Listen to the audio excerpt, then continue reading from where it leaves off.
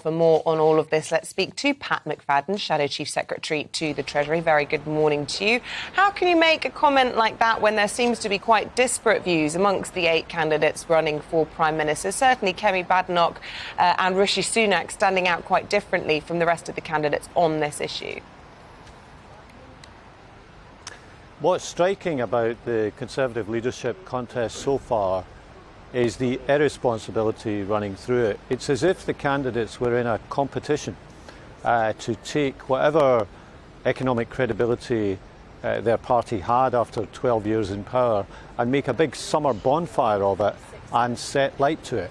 And each one has been tripping over one another to promise more and more unfunded tax cuts, with, for example, the current Chancellor saying that he wants to cut departmental budgets by 20%, now with 6.5 million people on waiting lists for the NHS, with children still trying to catch up from all the COVID lockdowns and education that they have lost, and with victims of crime having to wait longer and longer for justice in the court system.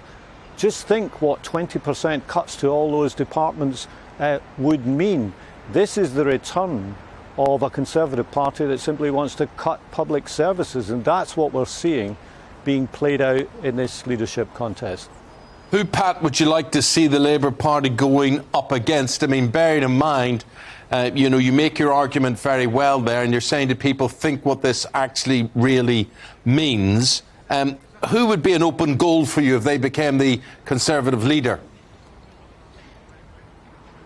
Well, I'm a sports fan, Eamon, like yourself, I think, and I always say you can only beat the team in front of you.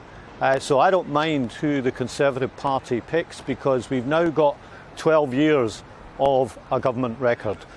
We've got 12 years of low growth. We've got a big report out today showing that average household incomes for middle-income families here in the UK are now over £8,000 a year behind comparable countries like France, Germany and the Netherlands. That's not always been the case. In the early part of the century, we were roughly on a par with these countries.